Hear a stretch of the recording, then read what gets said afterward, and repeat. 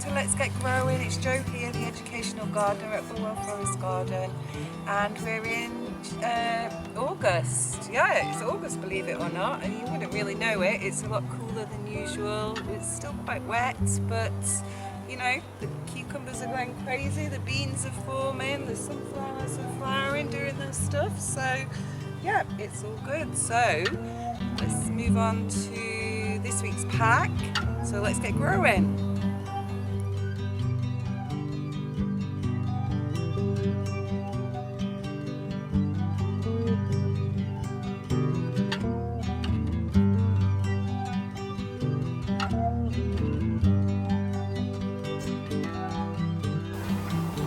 Okay, so let's start with this week's packs.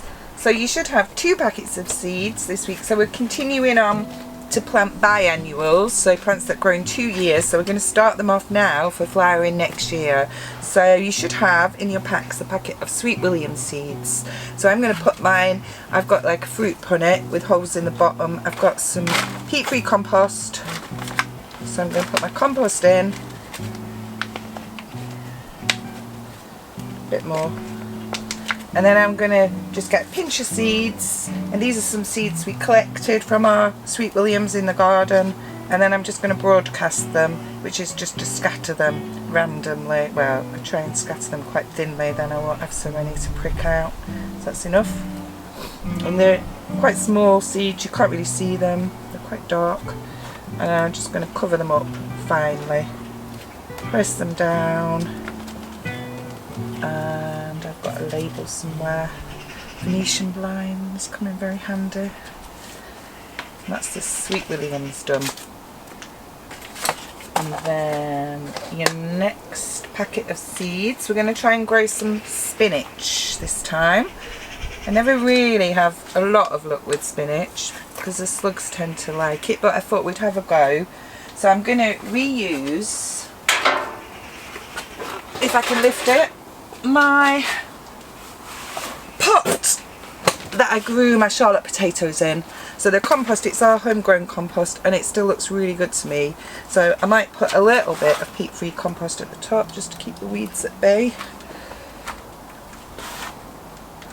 until the seeds have germinated. And then the idea is that I'm just going to grow them in here. So I will scatter some seeds and then I'll thin them out and just choose the ones that I want. And this will be their final growing place. So I'm going to get a few seeds, and then I'm just going to put them in quite thinly. Spread them out. See. I mean, it's a bit cooler. Spinach doesn't really like hot weather, so it should be alright in the next few weeks. I think that'll do, and then I'll just cover them up.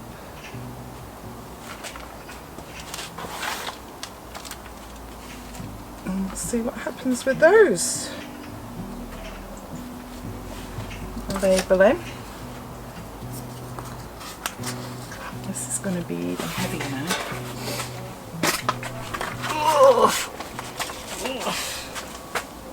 Okay.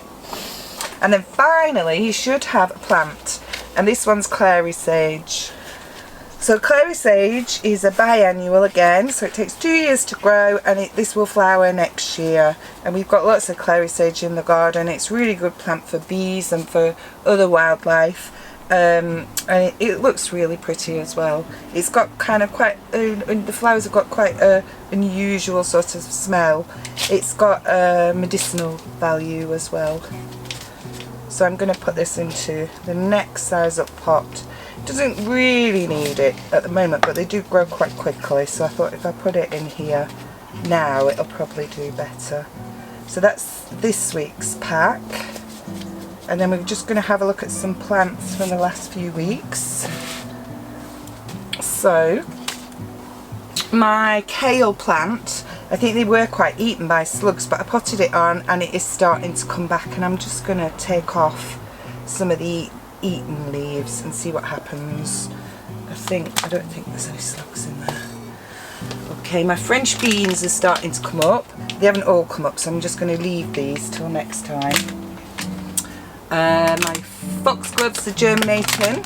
Again, they're too small to handle, so I'll leave them till next time. My flat leaf parsley, that's doing really well actually, because they were really tiny when we got them. I think that was from, was it last time's pack? So what I'm going to do is put this into a bigger pot. So we'll just turn it over just to have a look. It doesn't want to come out.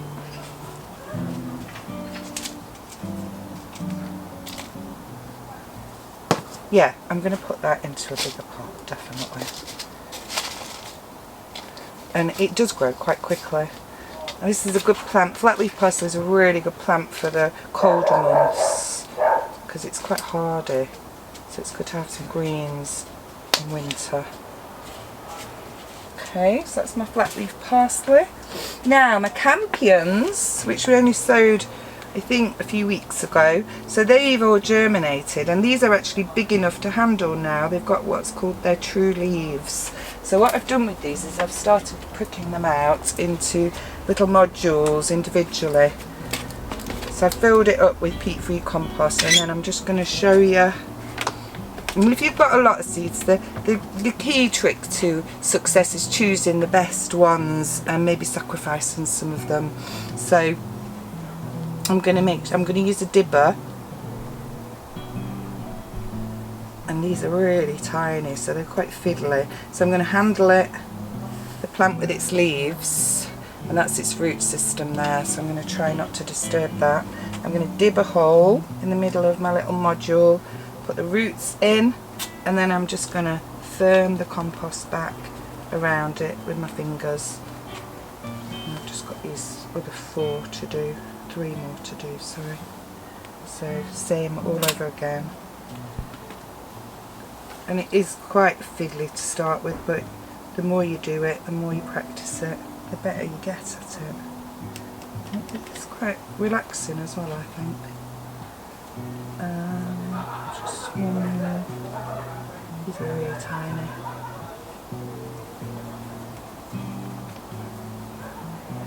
That's it.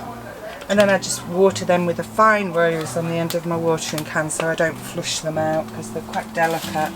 And if it was a really, really hot sunny day, then I would be leaving these in the shade, but that's not really an issue today. So, and then finally, I was going to have a bit of a look at my pot of sorrel.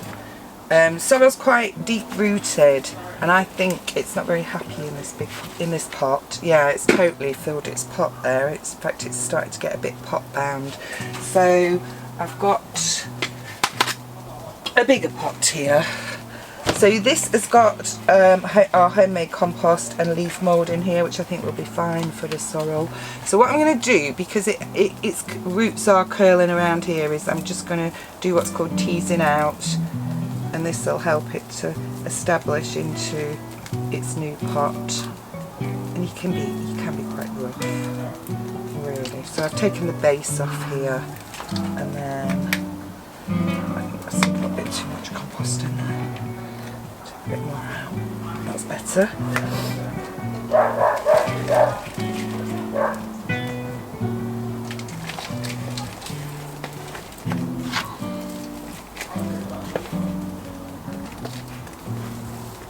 Okay.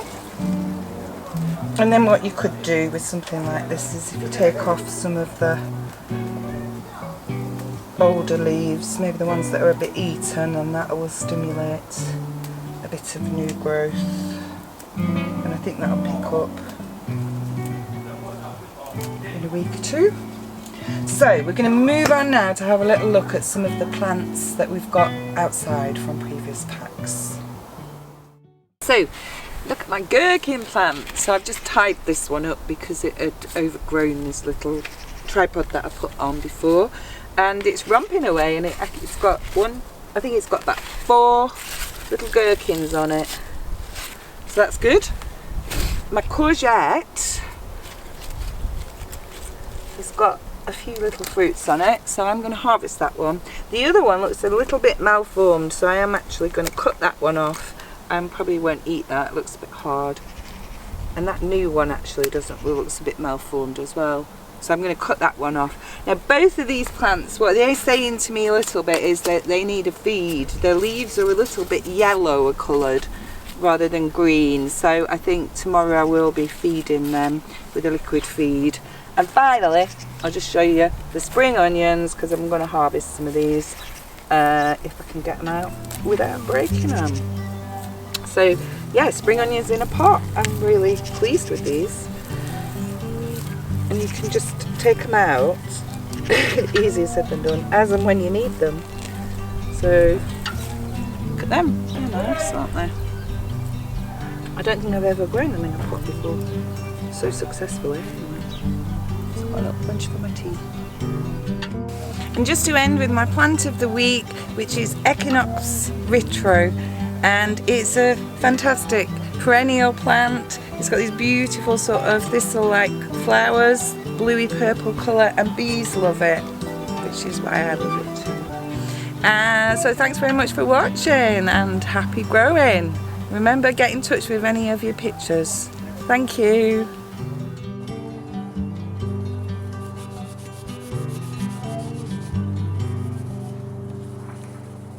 Discovery apples.